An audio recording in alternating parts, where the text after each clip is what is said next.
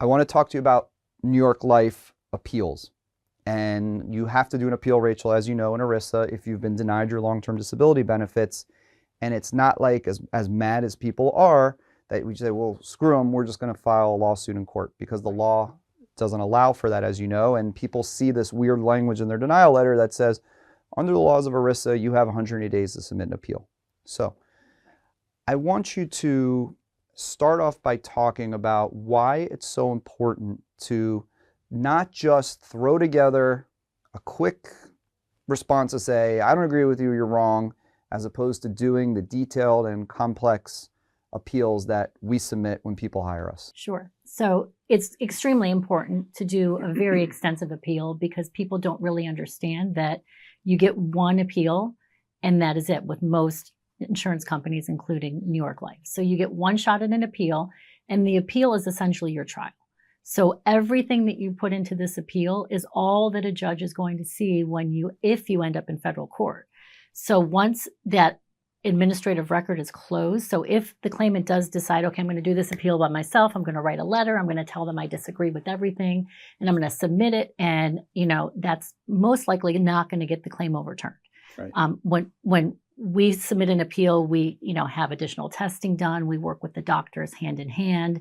We submit additional objective medical proof. We may have a client go for a functional capacity evaluation or an IME.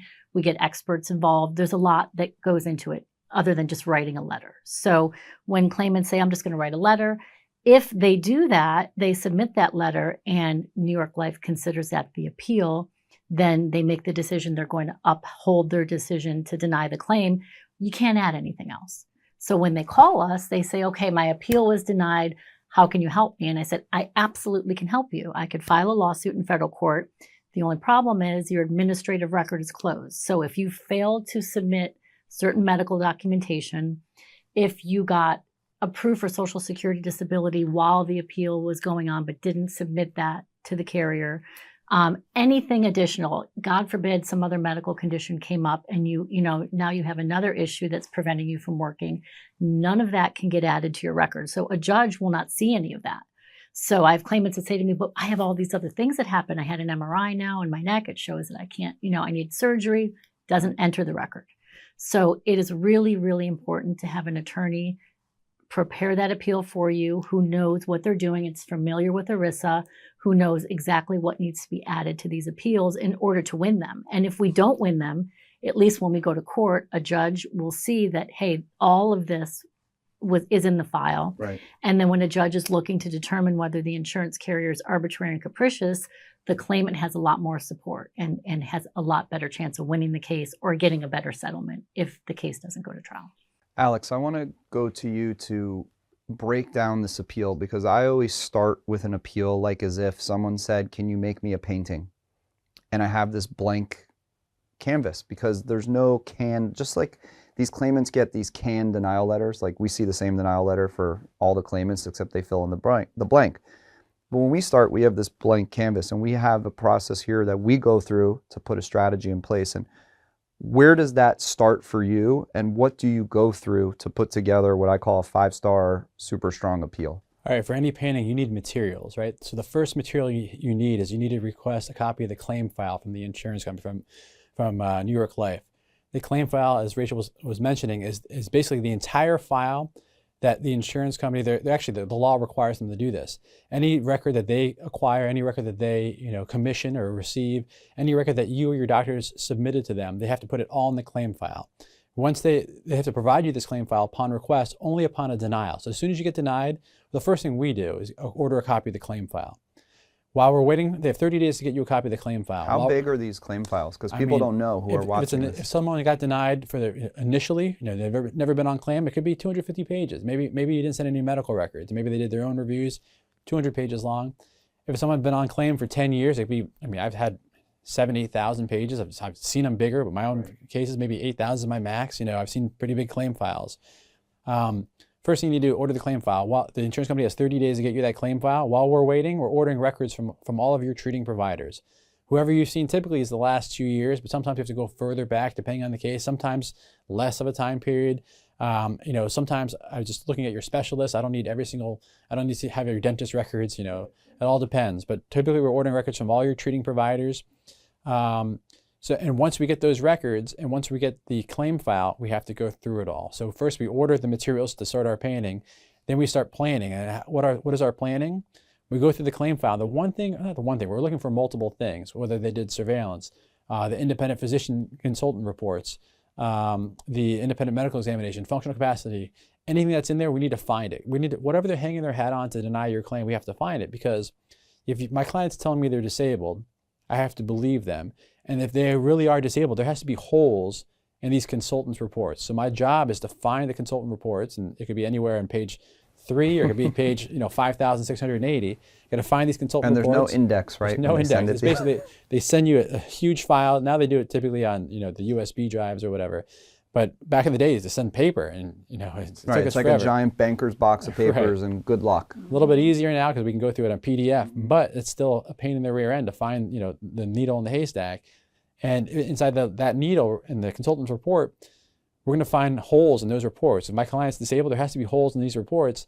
And what I typically do in my appeals, I fill those holes with the medical records from my treating providers. And meanwhile, I forgot to mention this, but once I get a copy of the claim file, medical records, and review everything and summarize everything, I'm going to know where the deficiencies are in my client's claims. I'm going to say we have to do updated testing. Oh, you have a back condition, you can't sit. Your medical records say that you have a mild case of this. We need to send you to a physical therapist to a functional capacity evaluation to prove that you can't sit for more than 1/3 of the day.